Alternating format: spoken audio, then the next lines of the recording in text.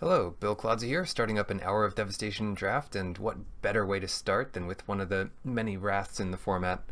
Kind of a format-defining card, and this is a good one. Reset the board, play control, play into the late game. I'll be happy to pick that up here. Other notables in the pack, I think Overcome is underwhelming. Open Fire and Oasis Ritualist are the standout commons, and even people are finding out how to use riddle form. If you can get multiples, then you can build a quite powerful deck.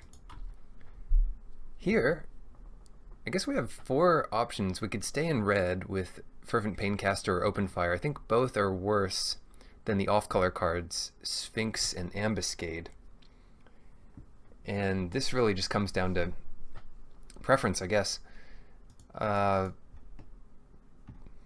Yeah, I think it's worth staying on color since we have Hour of Devastation over Ambuscade, and it's actually pretty close between Open Fire and Fervent Paincaster, but given that we might be more of a spells deck, I kind of like Open Fire.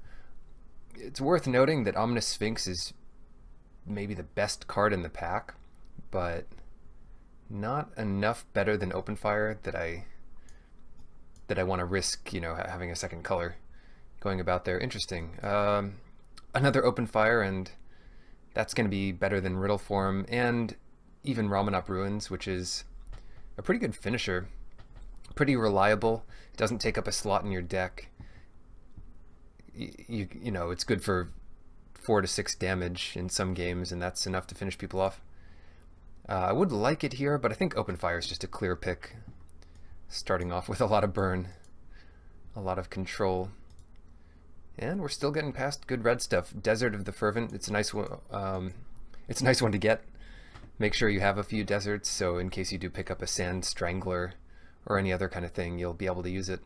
Or another Ramanop Ruins.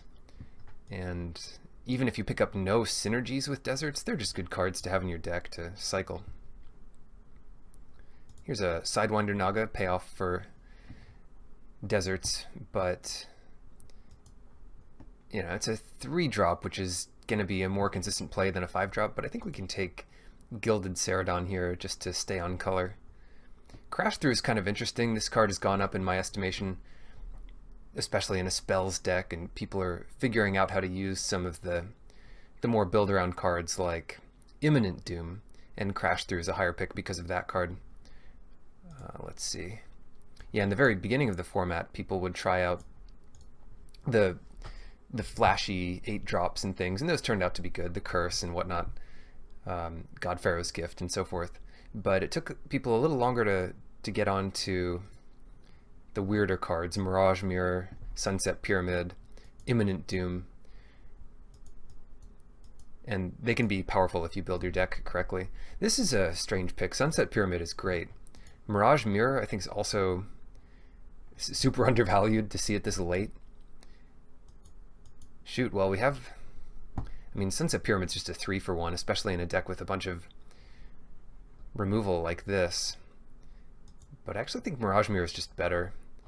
This pick I'm not really sure about, but you can do some crazy things with the mirror.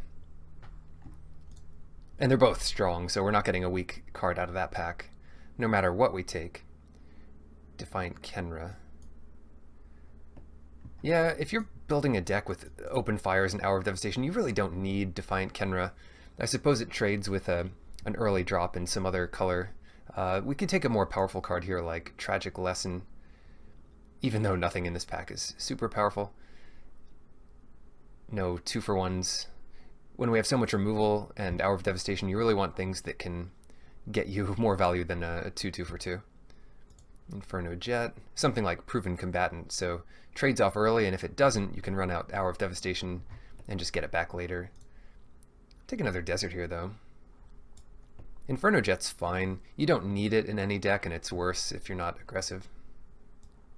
And this deck does not look aggressive just yet. Open Fires play offense and defense well enough. Still not sure about our second color, like... What do we take here?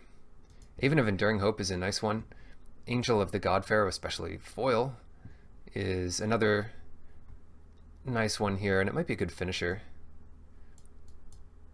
It cycles at the very least. Yeah, I'll go for that. Less access to this type of thing. Oh, wow, a foil crash through. I was talking about this card being kind of playable. Definitely better in a spells deck, but even giving some creatures trample is good some of the time. Chef at Dunes, alright, so look at this. We are being fed white, red quite heavily, which means people to our right are cooperating with us. Glumax and Dark Enigma. Yeah, I think we take the Chef at Dunes. Even though we're not creature heavy now, it's nice to have a desert. Scavenger Grounds. You can side this in. There are some decks where they really care about their graveyard, and that one counterspell, Countervailing Winds. This answers that pretty easily, but we'll take another crash through in case something like Imminent Doom does come up, and that's more likely than needing that desert out of the sideboard in one of our matches. Mummy Paramount and Unconventional Tactics. I guess we take the 2-drop first before the pump spell. Alright, not great options here. Wall of Forgotten Pharaohs is pretty neat. Sunscourge Champion could work in this deck. Dunes of the Dead, if we had a Ramunap Ruins, it might be better. Sacrifice it, get a zombie. We kind of want some defense here, and the Champion does a lot of work, besides being foil like half our cards so far. Yeah, narrowing it down here, we can look at the Champion, the Wall of Forgotten Pharaohs, and Firebrand Archer for what we're trying to do here. It's a little early for a Firebrand Archer. The Wall's always going to be good. I think it's a little less powerful than the Champion, though. Now that we're pretty sure we're white-red. Consign's a nice one. Eternal of Harsh Truths. A lot of ways to get this guy through for damage. And he's a zombie, so sometimes that comes up, like in a white-blue deck. Mummy Paramount and such. Anyway, I'm going to take Oketcher's Avenger here because it's just sort of the best card. Devastator. This card is aggressive, it's good, it trades up, it pressures your opponent. But 2-drop Drought on Amonkhet is real, and we can start taking some of those before we end up with none. Resolute Survivors. Easy pick out of this. We don't want to pass something like this to go into a third color, and certainly it's the best white-red card. Not that we're super heavy on the Exert theme right now. We could cut Kindled Fury, although this card's annoying to play against. Crash Throughs are probably not tier 1 in this deck. I will say that Mirage Mirror works pretty well with these lords, sort of, that count every exert you make. And then we just have one other exerter. And no other zombies yet, although there are some red zombies. Eternals going around. Speaking of which, here's Manticore Eternal. And it's pretty good, but it's not going to be as good as Desert's Hold, which is less mana. It beats things like Manticore Eternal and anything else you might want to deal with. So, it's a nice gift out of this pack. So it means that white-red is open from both sides. It might just be open on the whole table, which is kind of what you want to see in a league like this. Alright. Well, another Chef at Dunes. I don't want 2 of this in the deck. I would want another Desert of the Fervent, but now that we have 2 Deserts of the Fervent, we can pick them less highly and just take good creatures. So Kenra Scrapper's great. It works with our whatever exert theme we have. Not a zombie, though. Sandblast, Hazoret's Undying Fury. Sure, you don't have to cast what you get, so if we hit Hour of Devastation and don't want to cast it, we don't have to. But it is an option. It isn't out to cast it. So if we need Hour of Devastation in our top 4, we could get it. I like this card. It should be fun to try out.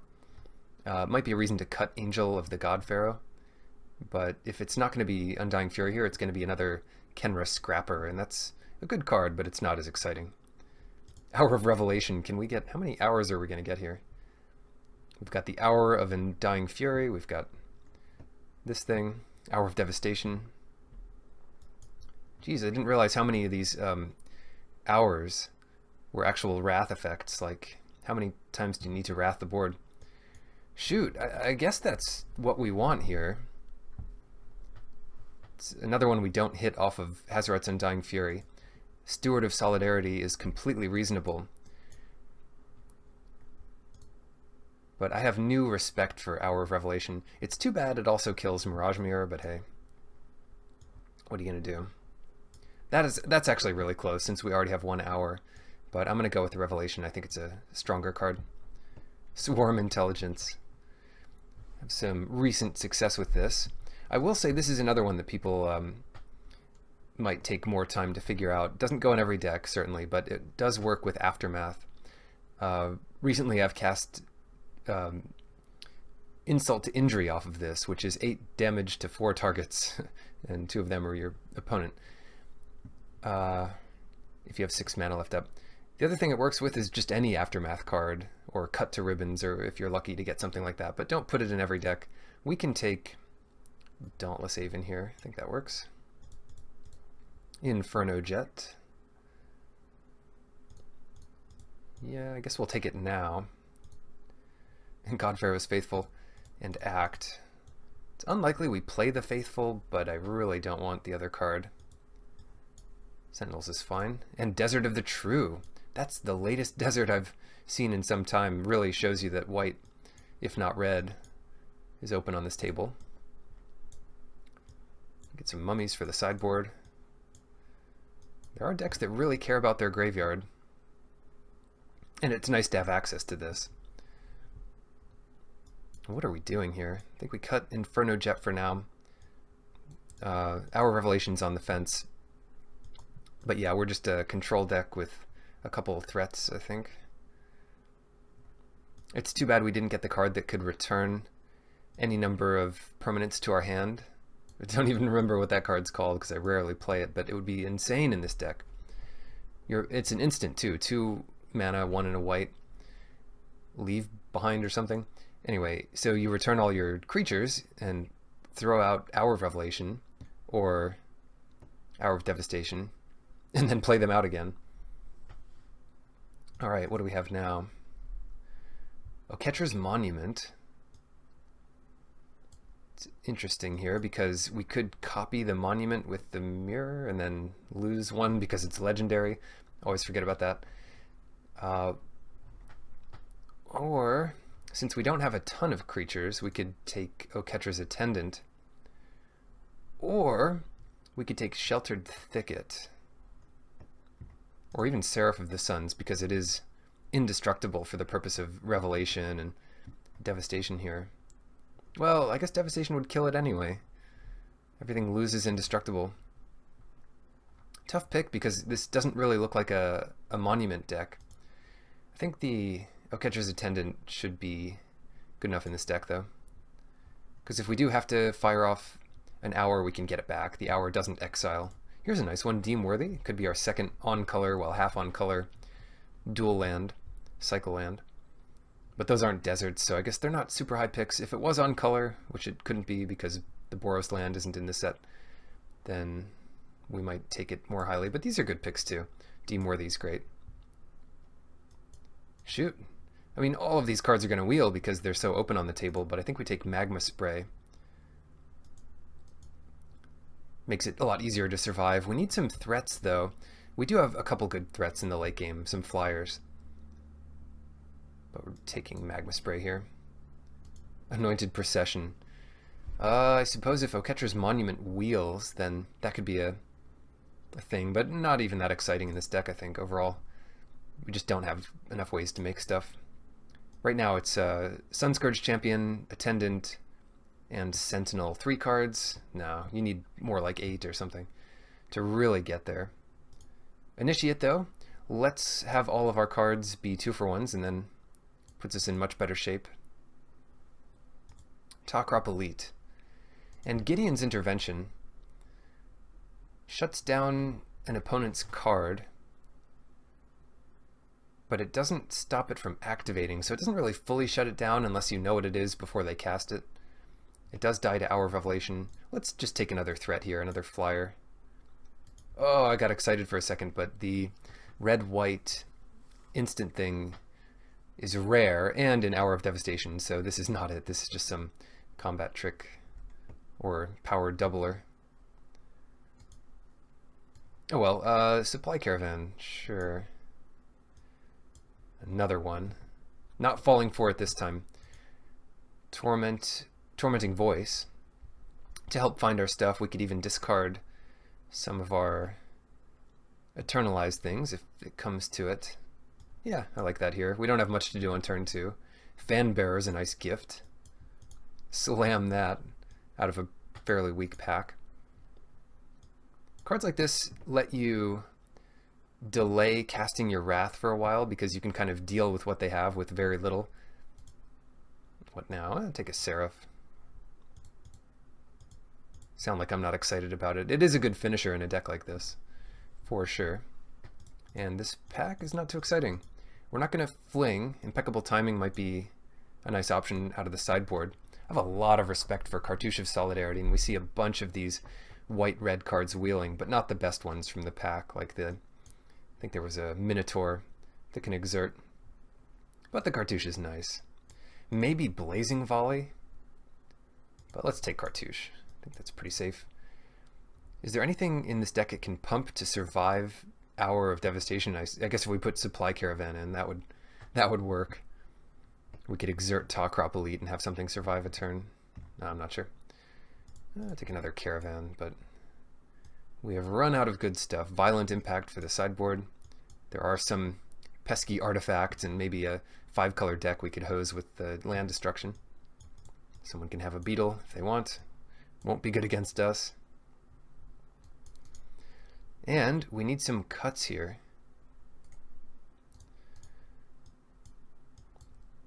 Definitely keep the mirror in.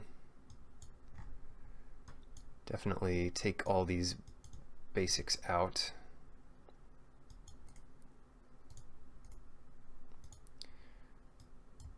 Even something like Manolith might have been strong in a deck like this, so you can make sure to get up to your Wrath quickly if you need to. There are some aggressive decks in the format. I'm not sure about Hazoret's Undying Fury when we have this many misses. 3, so we'll play something like 19 hits in the deck. Anyway, what else do we cut? I think we don't need Mummy Paramount. The Avenger's going to be better. We have enough removal that we can just play good cards. The rest of our threats are pretty good.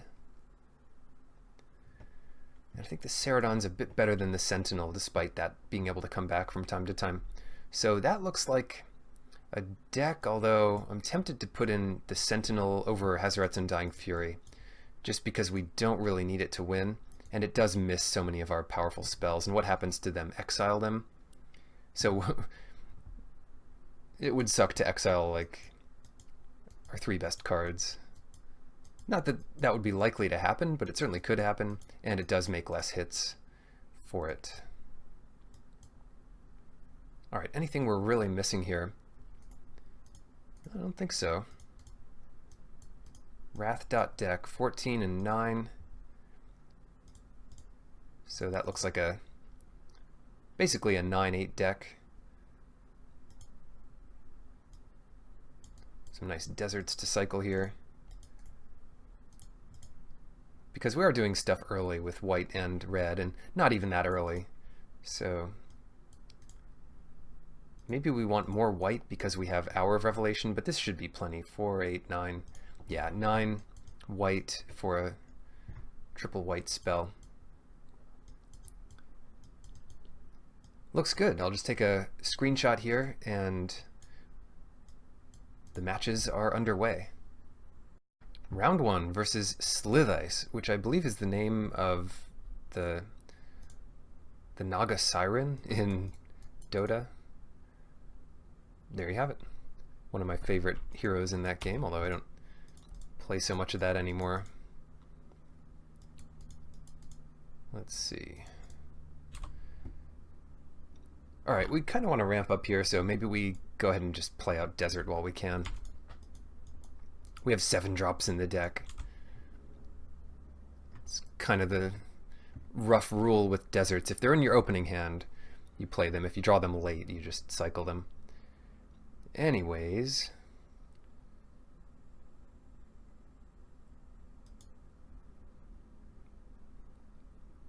what now? We get a little value out of discarding Sunscourge Champion to the voice. We could get really greedy and discard Mountain.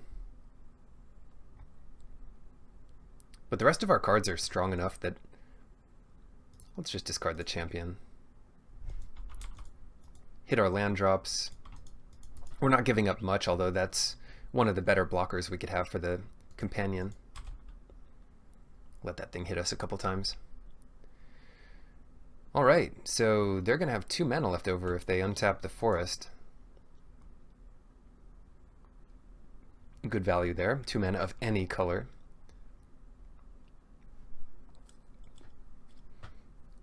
Bitter. To the bitter end.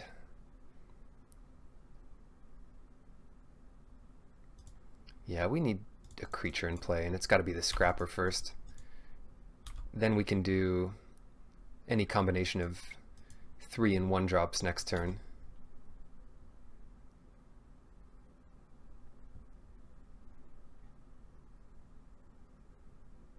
Oh boy, Colossopede, or the Colossopede of the new set, Bitterblow Sharpshooters. They better undo this attack unless they're exerting. Yeah, they screwed up. Oh well.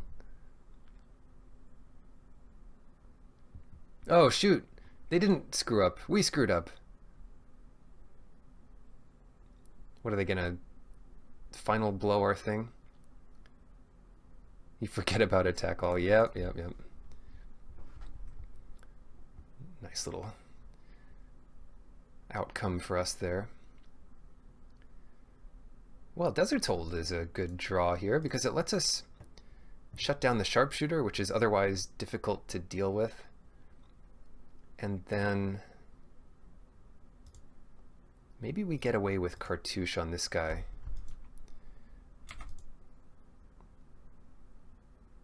This has Menace anyway, but what we'll do here, there's no 2-drop flash guy unless they have Ronus Monument out to make it cheaper. We'll just hold back the Sharpshooters here. And then Deem Worthy can deal with anything else, and the Warrior blocks the Companion, so this works. We even gain that 3 life because we have Desert of the Fervent in play.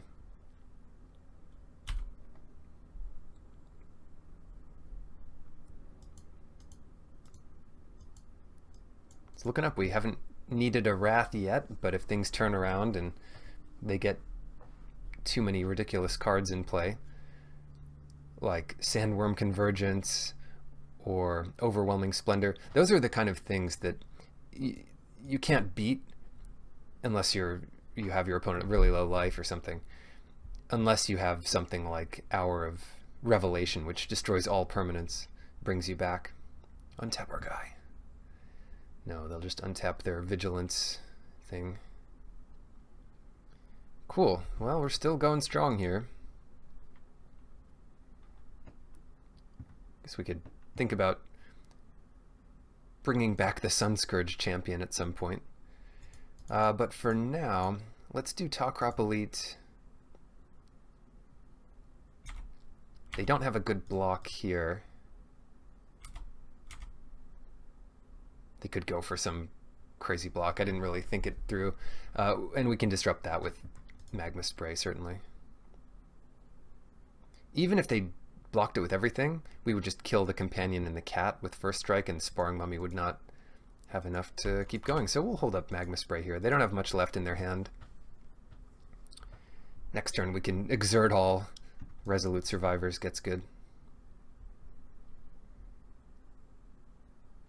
Mr. Lizard. Not a big deal. Oh, wow.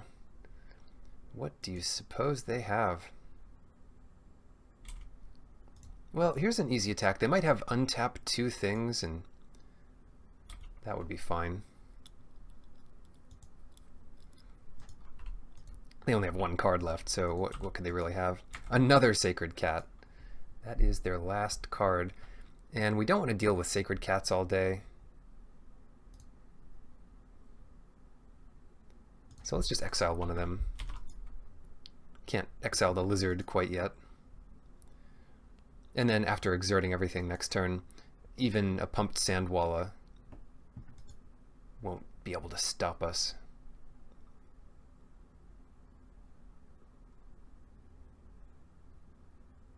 Or we could Deemworthy? I don't know. This... We just have too much good stuff to do.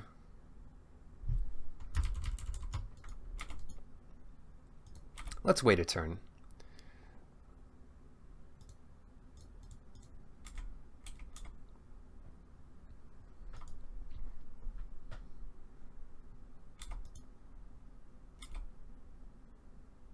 But, I mean, there's not much they can do here. Yeah, let's Fanbearer and Survivors get a bunch of creatures into play. Unless they draw their Wrath, we should be fine to attack next turn for a healthy sum of damage. It's 3 off the bat from exerting all 3. Quarry Beetle. I think we beat Quarry Beetle here. Seraph's good, although we could discard that to Sunscourge Champion if we really wanted. Alright, tell you what. Let us just exert everything and then hold up Deemworthy in case things get too nuts. We don't need to spend a million years thinking through their possible blocks. This just looks good enough. Good enough.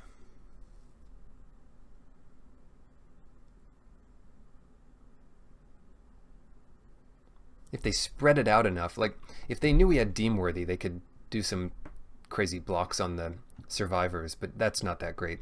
And if they spread it out a bit, we might save all our creatures. So this is where they take some time to figure out the blocks. Okay, that did not take too much time, but yeah, we're getting in for 3. We are killing Sparring Mummy, and we could even save the Survivors by Deemworthy the Beetle. So that looks good.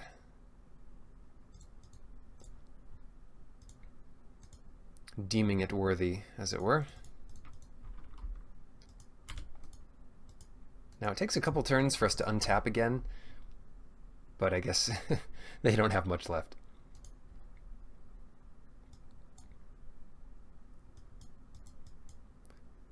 Not doing that kind of stuff.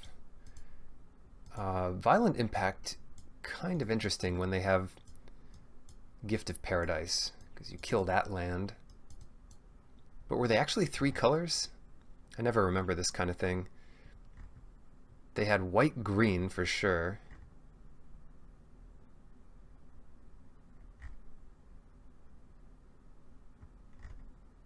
Just looking through here.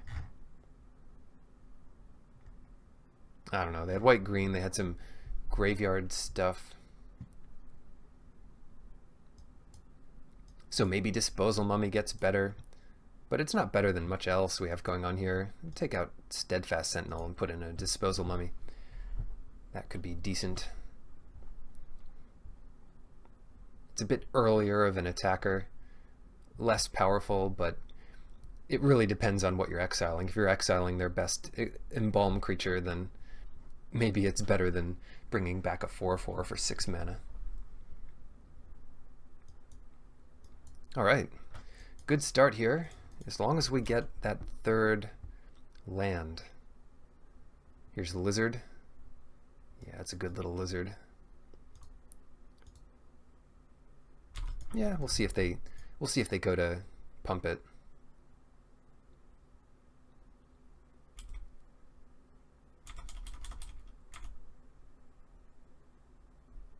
And then we'll exile it. Don't want to deal with that guy anymore. If they didn't pump it, we could just take 1, see what they do, and if it's a better creature, we exile that, but not doing much else with our mana here. like that guy. That guy's a good one to kill, but it doesn't do anything right now. Let's get a creature into play. And let's get the best creature. Ambuscades and cartouches of strength aside. Oh yeah, nice trick they're representing here. But before we make a block like that, we just hold up a trick of our own. And if they actually had a trick, they might want to hold this guy back, but instead they're going to play the hunter, which is all good. Yeah, our turn's good too. We get Cartouche of Solidarity. And then it's between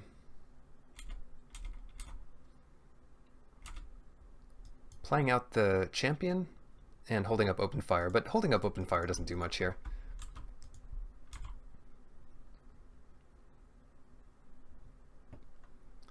Take one, gain two. I've never done the pump spell in response to this, but I have seen someone shrink it in response to the thing coming in. Oh, what do we do here? I'm totally fine if they want to use a trick to kill our Eternalizer.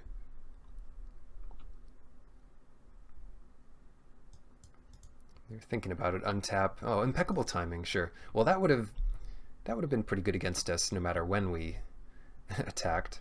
So we blocked 2 damage there. Let's get rid of Seraph of the Suns. While it's good later, I'd rather have a 4/4 in play.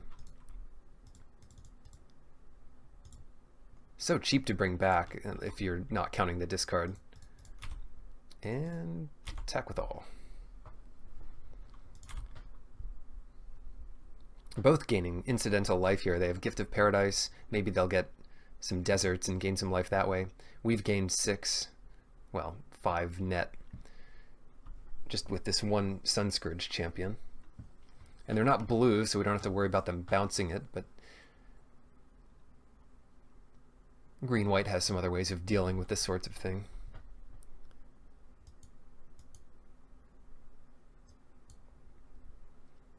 Alright, what's it gonna be?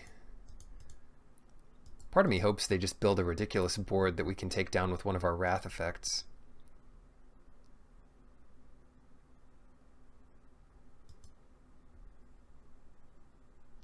Interesting.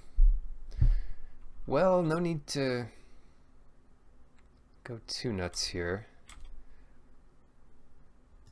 We can just attack with these 2 guys, and there's not a lot they can do about it, especially with open fire up. They have to trade Tenacious Hunter with the Sunscourge champion, or they don't get anything out of it. We can just open fire the Aven if they double block.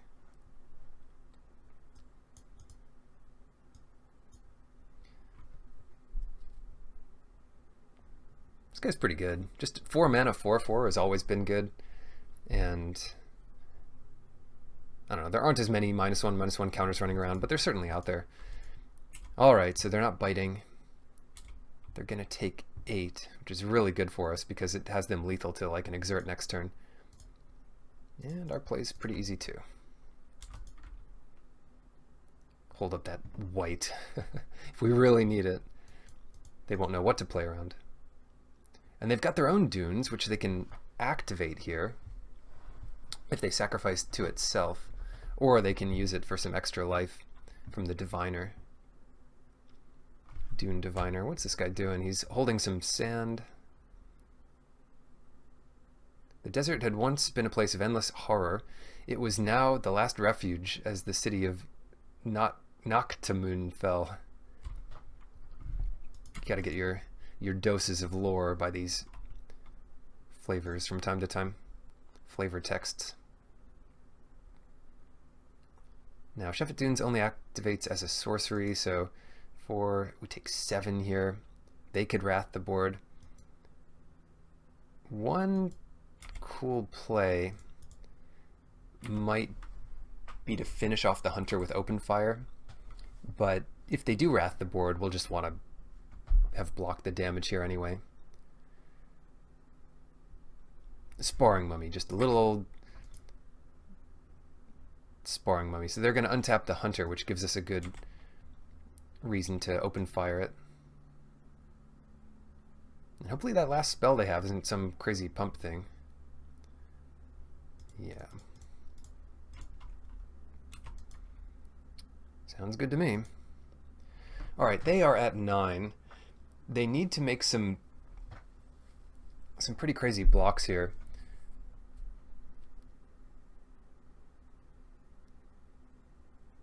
And we could pump our whole team so they just don't have good blocks.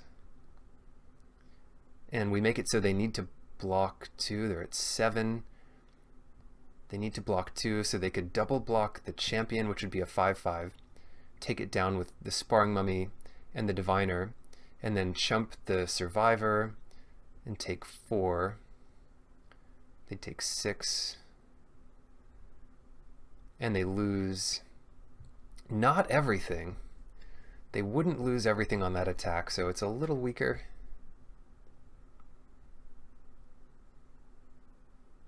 But probably worth it.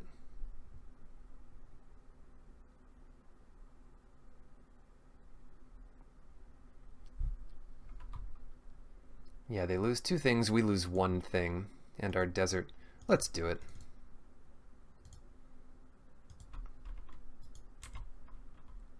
Do it while they're tapped out, they have no cards left. And we can exert the Avenger, but we don't need to exert the Survivor, because unless they triple block it, which they can't, then it'll survive here. And then we can attack and exert it next turn, which is also pretty scary for them. Yeah, looks good to me. And if they do wipe the board, once again we have our follow-up here, which is a 4/4 flyer, kind of a dragon. Dragon/angel. Now this is a bit of a weird block. If they're losing 2 and not taking anything of ours, I would expect them to put the Diviner and the Mummy on the champion and just chump the survivors. And so they are. So they are. So what do we want to kill? We can't kill both of these guys. They can gain life off the Diviner, but to do that they have to hold up 2 mana, so they'll only have 4 this next turn, and that doesn't really save them, right? They go to 4 here. We attack for plenty. All our stuff attacks through the Mummy anyway, though. Let's kill the Diviner.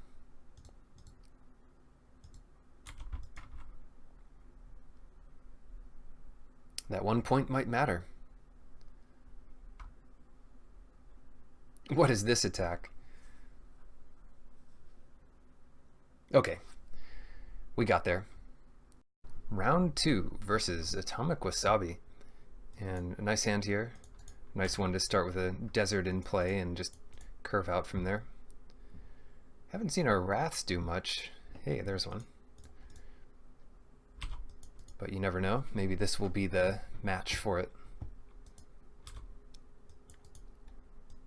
The game's going well when you're holding your Wrath in hand and you don't have to cast it. But it is nice to have the option.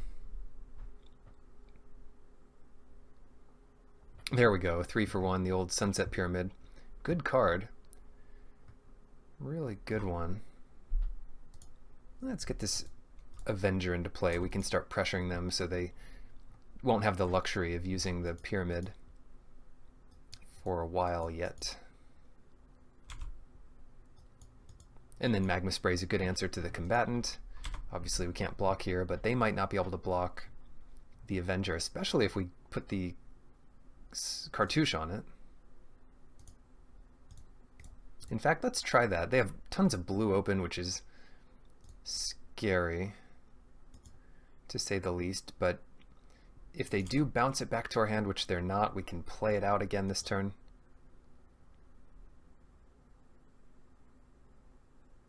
Okay. They probably should have done that if they have Unsummon in their deck before it hit, because now we're guaranteed to get our little warrior friend.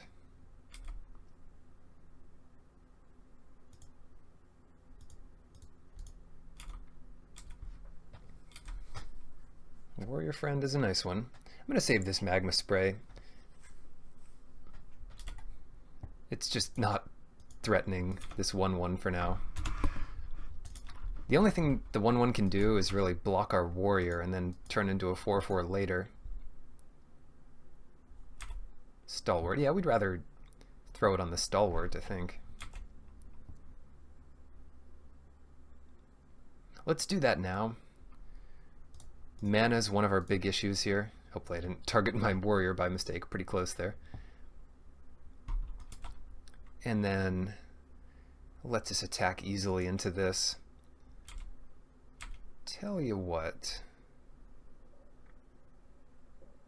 They'd probably be happy to make the trade of warrior for combatant. But it means, I don't know, maybe we shouldn't attack with the warrior here, but I like it. No, they're going to take it all. I wonder if that means they have like a cartouche in their hand.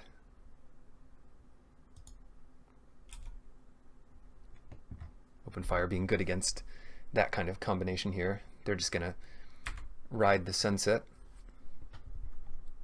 Get a few more cards. So far 6 mana divination.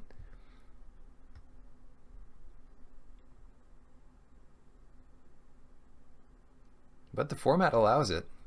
Like, even though we have kind of an offense here, it's not the end of the world for them.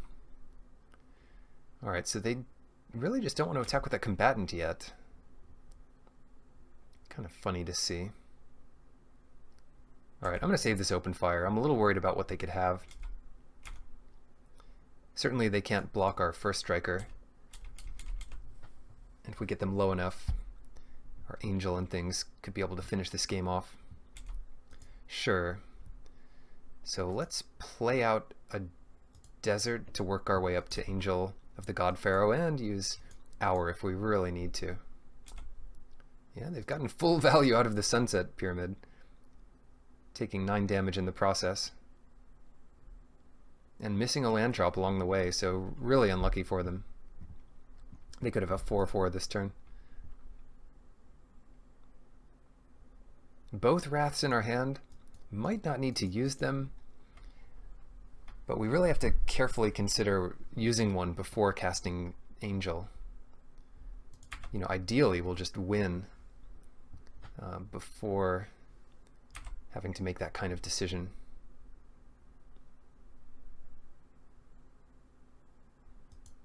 But that might mean casting the Angel. Like here, one option open to them is double blocking the Avenger. Alright, a weird turn here. So we could pump our team, but that doesn't really help the warrior. We could just attack with the Avenger as normal. See if they double block. If they do, we open fire the warrior, and then go from there. See what we can collect here.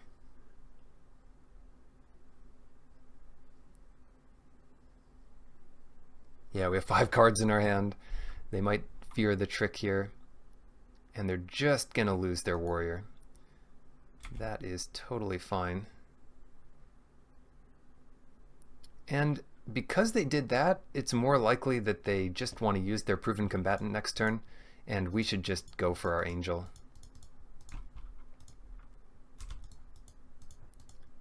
Anything they do to answer one of our creatures is going to cost mana, which means less creatures to block. And then they're at low enough life here that, oh, there's a Sphinx, that something like Open Fire could finish them off. Alright, no land for them. So, and a land for us, so we get to use Shephet Dunes here to push all of our creatures through, or at least some of them. So they can't trade with the Angel. They can't really block this. They take 5, maybe 10. We could even attack with the warrior. Then what would they do? They would chump the Avenger, take 5 in the air, and then not chump the warrior, but just block the warrior. So they go to 6. We kill both of their creatures, maybe with open fire, and all of our creatures survive except the warrior. I don't know, warrior's not that important to us, so don't mind giving it up here.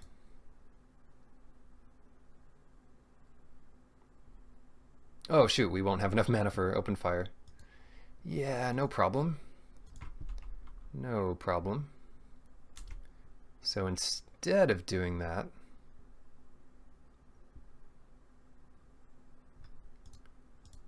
just attack with these two. No reason to give them more value. They really don't have good blocks here. They just have to chump that.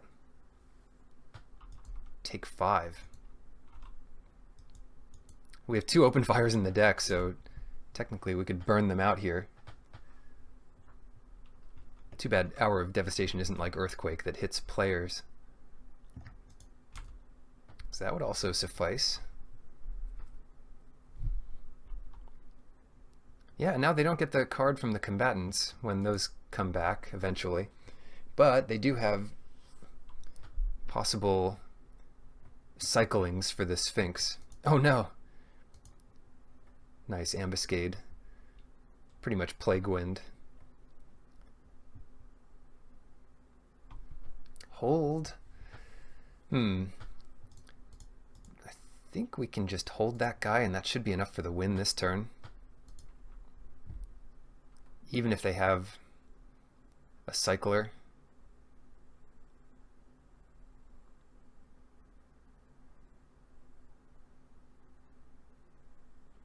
They cycle that.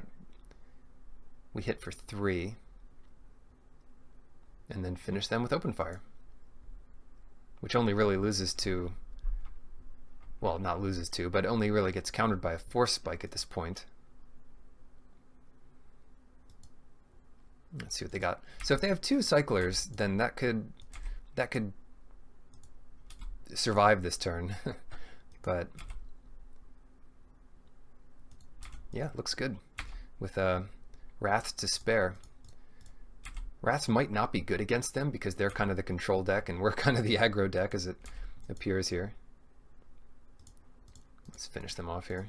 Nothing they can do about this.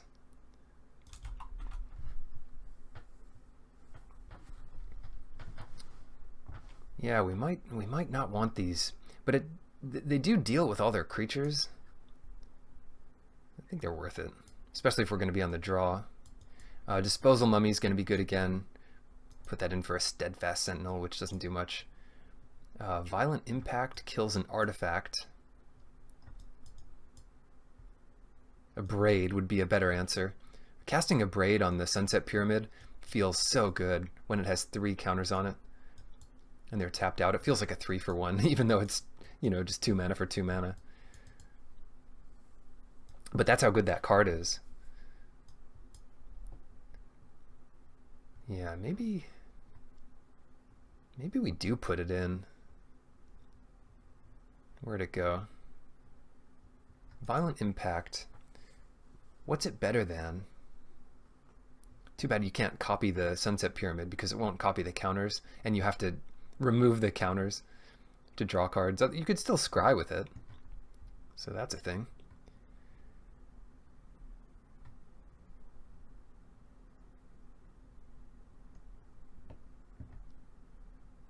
Yeah, I really do like Disposal Mummies. We just need 1 though. The rest of our deck's pretty good. Atomic Wasabi, that's got to be some hot stuff over there.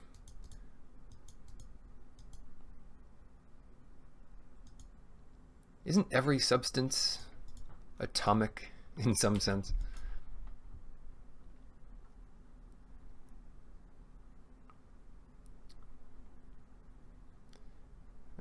Yeah, we definitely need red, so let's get our tap land into play first. And we've got an aggressive start again. They're cycling one of their good late game cards. Really curving out here. What would happen if they countered our first play? That'd be pretty good for them. Maybe it's just Sunset Pyramid again. Yeah. Shoot. Put them under pressure as fast as possible here. And then we go Sheffet Dunes, make sure to cast the right desert out here into Initiate. Yeah, I don't mind trading with that, I think. Do we even offer the trade? It's that or removal. Yeah, I kind of like offering the trade here. No, we shouldn't. Because, I mean, this gets in more damage. We don't care if they trade. We'd rather trade with the Initiate. And we do have things that what's it called? That reward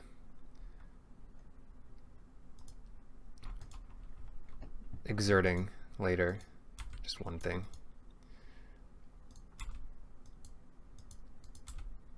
Very close there. I might have wanted to offer that trade. They would have taken it.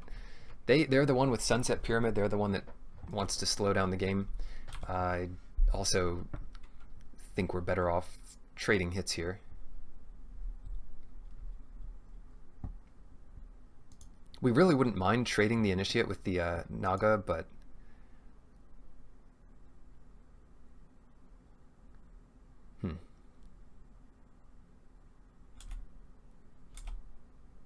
too bad we can't deem worthy this turn. Next turn. Oh wow. Are they getting aggressive with us? It's fine with me. Dauntless Haven here can help the Avenger keep attacking in. They might even have to respect it and not attack.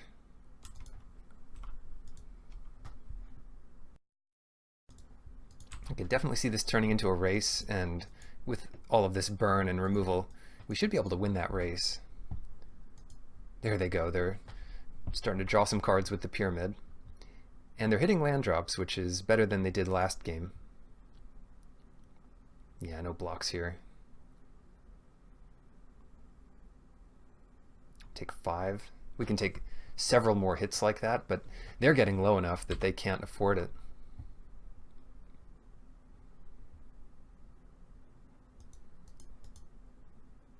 Bitterblade Warrior. Sure, so their hope here is to trade that with an Initiate, but we're not going to give them the chance. We're not going to give them the satisfaction. Deem worthy, maybe we'll even draw a land, killing maybe their worst creature here, but it's worth it to get in some more damage, especially with our Vigilance. Not that that matters against Aerial Guide, but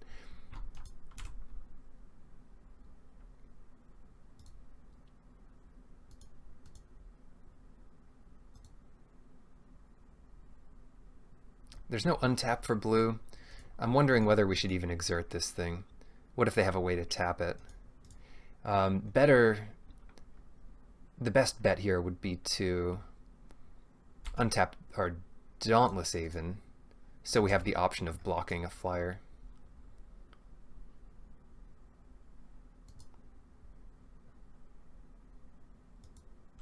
Sure. Really cute to untap this when it exerts, but there's just no reason to here, so. Alright, they're super dead. They need to find something really good, and they're not the colors in the Wraths. I mean, Mardu has all the good Wraths. Our deck has all the good Wraths. We just need to get in 3 damage somehow. And this might not be the turn we can do it.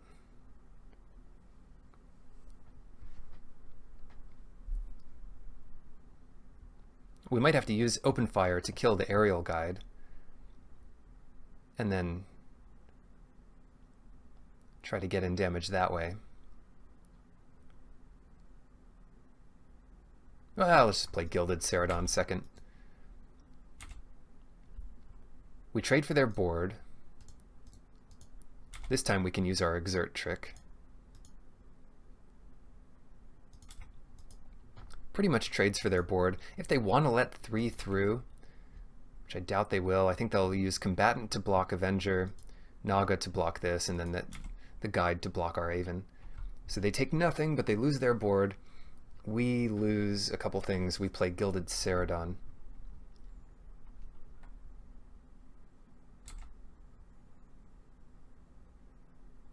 Or, if we're afraid of counter magic, which we might be, we can bring back the Initiate.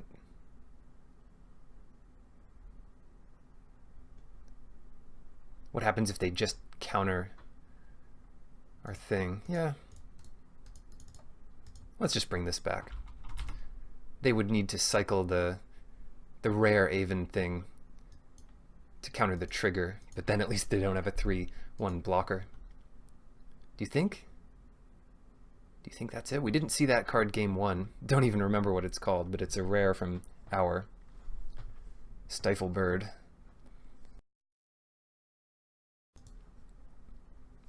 Maybe they just had an actual counterspell, and this works well against that. They need 2 blockers now to survive. Or something. Bounce both.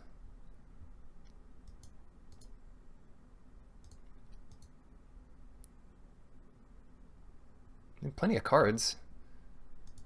Best sign would be if they used Sunset Pyramid, because then they're really digging for something to do. Now they're playing a 2/2, which means they probably have mana left over for another creature.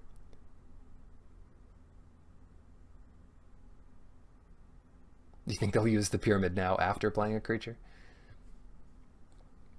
A work in progress this turn. Yeah, maybe not the best order, but probably they were forced to do this anyway.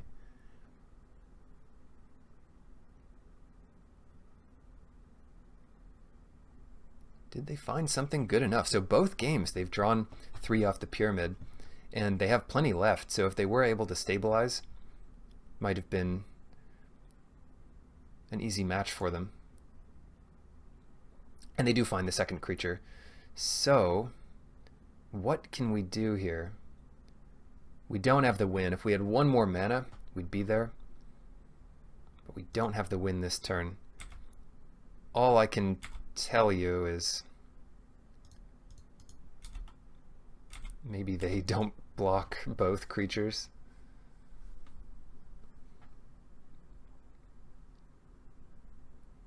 Okay, the other thing is we could have used Desert's Hold to make sure we get in 3 damage here. That's better if they have something really good.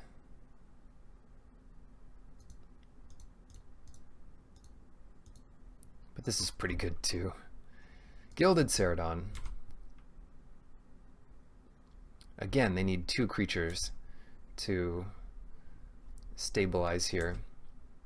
And there's only 1 we know about, and that is 6 mana, so that's not going to work for them. Sunset Pyramid can only do so much on its own. And we've battled through quite a board. I mean, we've killed a bunch of creatures, 6 creatures here. And that'll do it. So on to the finals. Hello and welcome to the finals of an Hour of Devastation draft. Just red-white hours in this deck. We've got both big wraths, we've got some flyers, some early aggression, and this hand has a bit of everything. Card draw, something reasonable to discard, Sunscourge Champion. Usually you want to discard a land, or just save Tormenting Voice until later you have a better idea of what to discard. But this might be a case of discarding it early to find something else early to do. And that's pretty good. We go turn 2 Voice. Polar Clint is mulliganing to 6. Good sign for us. Turn 2 Voice, away the Champion. Turn 3 Dauntless Aven. That's a pretty good curve. Yeah, especially now that we have multiple 3-drops, we don't need to worry about our slightly better Gray Ogre. Entangler, that's not a bad one. Drawing the land, though, makes it more tempting just to discard a land, yeah. There's more lands in the deck. And there we go. Because now we can pretty much gain 6 life off this instead of the 4 we would have otherwise, and plenty of lands to discard later to it. So what? Yeah, plenty of lands indeed.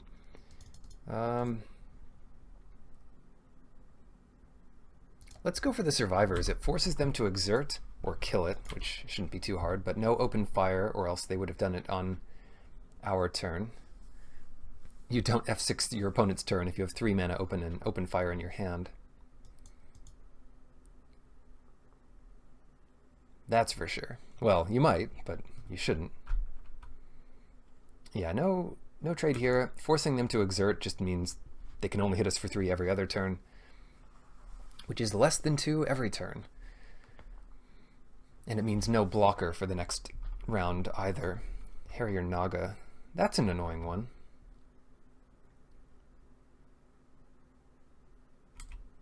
Makes me want to exert.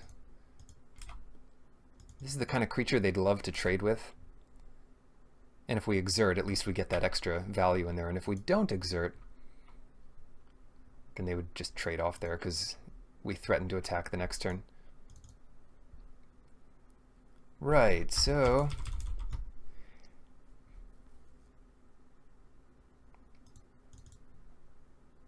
player champion here. We should be okay. I think we have enough sort of life gain and value to trade hits here. Then, if we play the Aven next turn, it'll be just in time to exert the survivors the turn after and untap it. Not much value playing it this turn to untap the Resolute Survivors next turn, unless we were really planning on blocking with it, which would be okay too. Pause a bit here in case we... Sometimes, if you F6, it gives away what you don't have. Like, it means we just don't have a trick here. And we don't want them to know that, but it does save some time. Oh, it's a little lizard. Cool, so they've definitely gotten a force to be reckoned with.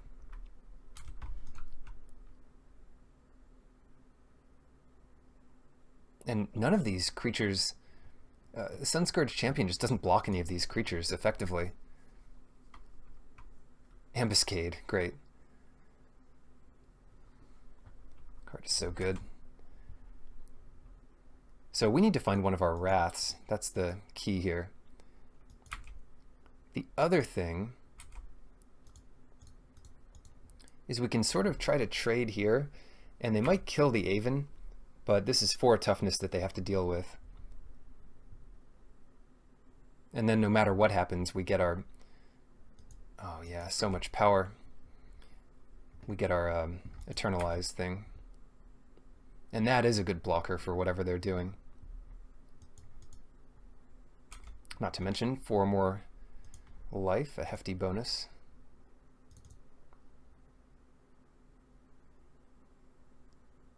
Might be more mana efficient to just get the Angel out there, but what happens if they have some crazy spell like Insult to Injury? If that's their next play, land Insult to Injury, they get us at 7, they kill our Angel, and then they attack in for 8. I'm not playing around that card. That's nuts. Yeah, let's play the Angel. It's a better attacker into this. And then if we draw a 3-drop, then we're all set. Bitterbow, Sharpshooters, sure. Yeah, this is all working out well. Ooh, that's really good.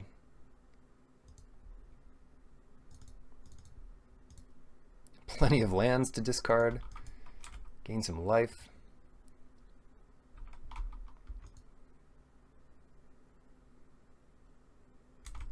And don't really want to attack here. We don't win that race.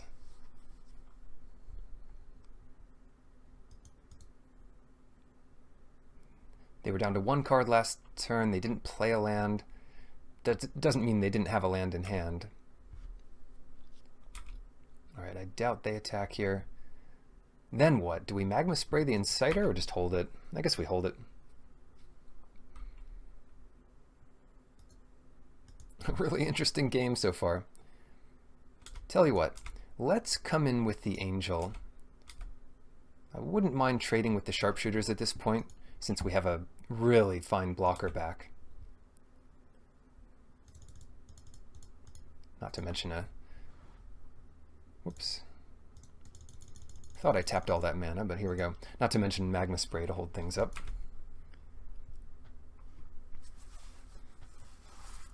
Yeah, deal with a bunch of 4/4s. They have a 4/4 and a bunch of 3/3s or worse. One of our guys is indestructible.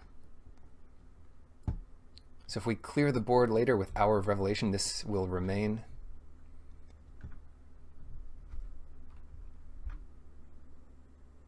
If they have their own Hour of Devastation, they could get rid of Seraph of the Suns, but it also slaughters their entire board.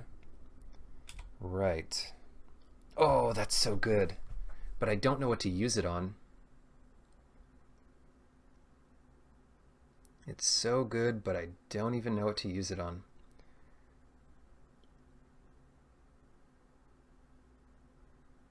We probably just put it on the Seraph of the Suns. It plays around different things, but it is indestructible, so most of the answers they have wouldn't deal with it, and it kills them pretty quickly. Yeah, let's get a bit... This is actually the most conservative play we could make. Not greedy.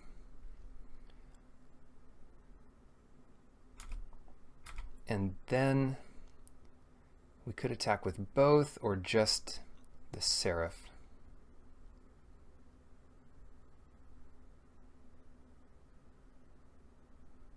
Let's attack with both. Gives them the least chance to have a trick. And if they have a trick, using it defensively is not the worst. It probably kills the angel anyway. And if it's like a pump spell for 2, sure. Actually, and that's not great for us, but I think I'm fine with it.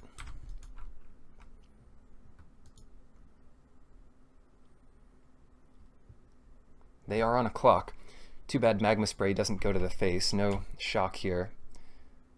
But I'll trade that ability for the exile effect in this format any day. So many sacred cats have been killed by Magma Sprays.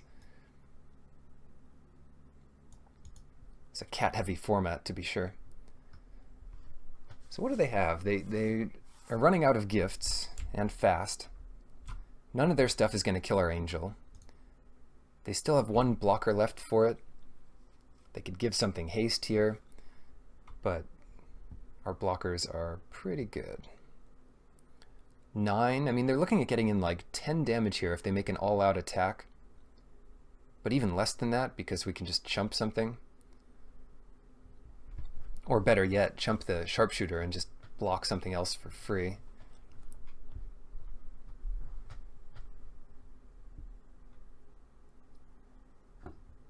So we'll see what they end up doing here. The Polar Clint. Clint Northwood, as it were.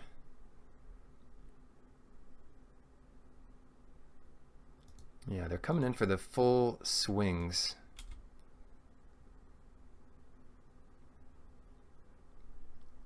Gulp.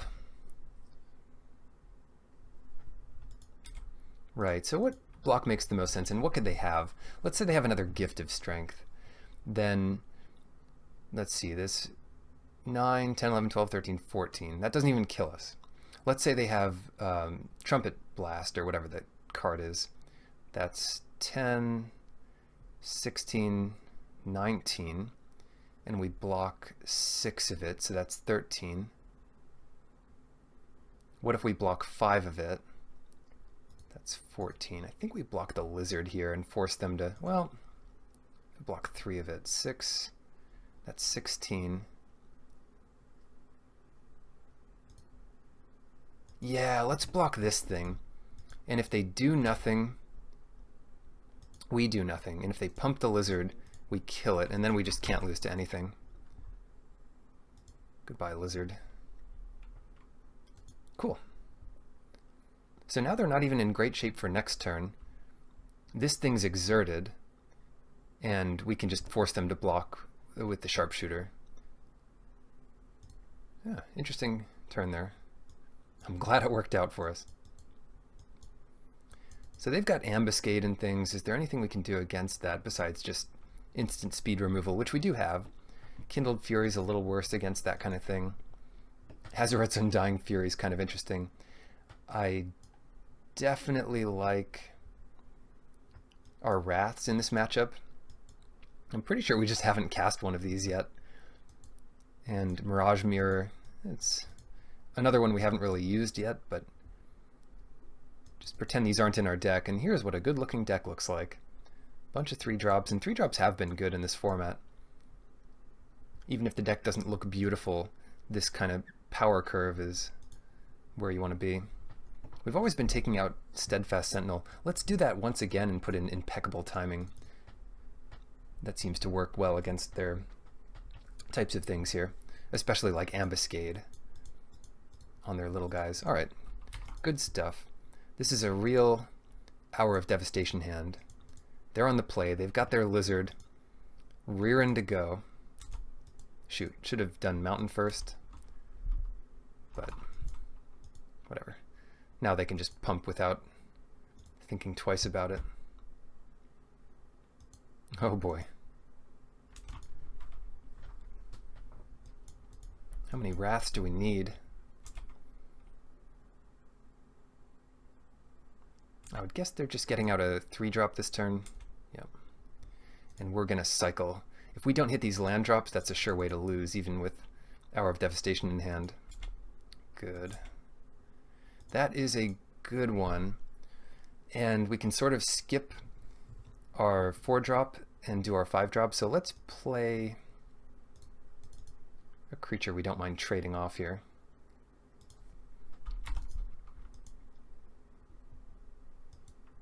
Revelation's a little hard to cast on 1 white. Usually impossible. Okay, so if they attack with both, we block the Sandwalla to force them to pump it. But let's say they have the +3/+3 spell, then they just don't need to pump it. So I'd rather just trade with the Naga. And if they have the +3/+3 spell, yeah, they might just get in. Right. That worked out as well as it could have. We don't even want to cast the Hour now. We can kind of play this normally. Alright, they just don't have that much left. Or we could pretend we're looking something with our Desert. I don't know. Let's just play this normally. I always mess myself up by trying to play the Hours. And you can give it away too. Like, I've certainly played against opponents who are in aggressive colors, and the only reason they're on 6 mana in a 2-color deck without having cast anything yet is because they have an Hour. And sure enough, every time I felt that way. They've rattled off an Hour. To play against it, you don't have to completely stop playing creatures, because then they just don't have to play creatures, but you just don't play too many more than they have.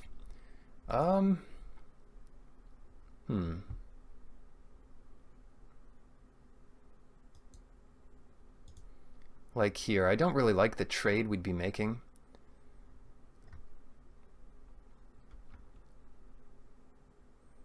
Just to run out Hour here.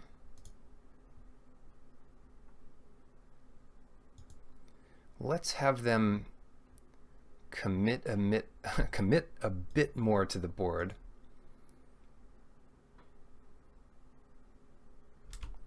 So we'll pretend we want to block here and not play this Scrapper. Yeah, that looks good. The only problem with this is if they just have tricks, they might not have mana left up to... Oh yeah, this is perfect.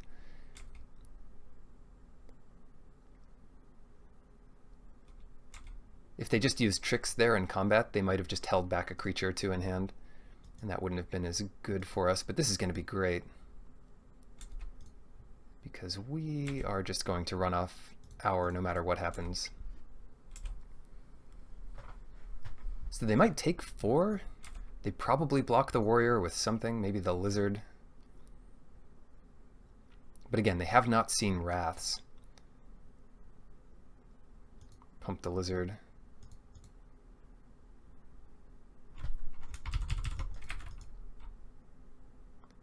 So why did I tap there? It makes it less likely that we have Wrath, but I mean the plays are forced anyway, so it's not too cute. All right, sorry, Resolute Survivors, but you're exerted anyway.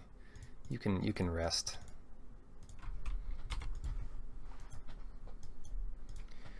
So we've actually got a 5-card hand here.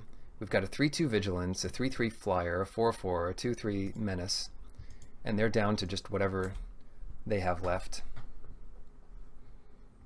Not the 5-for-1 that you sometimes get out of our Devastation, but still pretty good there. Right now, we're interested in just getting the most power we can into play each turn. So it's going to be Ceradon, and then Attendant, and then Initiate, depending on what we might want to block with. 7, here comes big Sifter Worm. I hope not, but that's the scary part about these matches. There's always Sifter Worms and Sandworm Convergences and whatnot. Revelation. We'd have to copy something with Indestructible to use Mirage Mirror.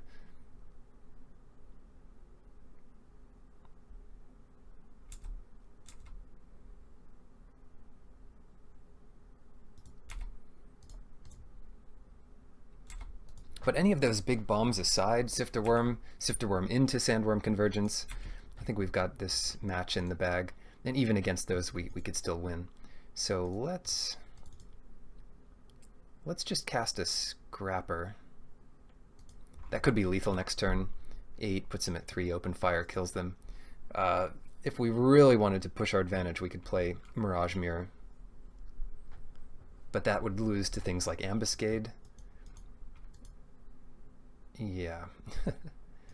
And possibly this. What are they even gonna... Oh, they're gonna kill Kenra Scrapper. No thanks. No thanks. We might not win next turn anymore, but another 2-for-1 should help win the match.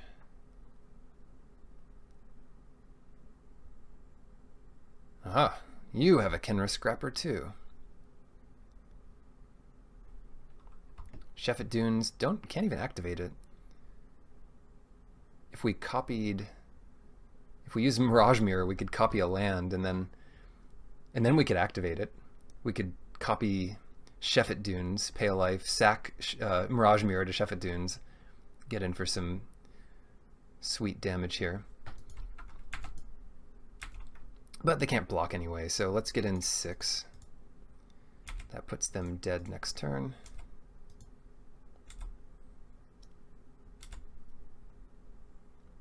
And I'm not even sure what we're supposed to do. Probably cast something that doesn't hurt us at all, like our 3/2.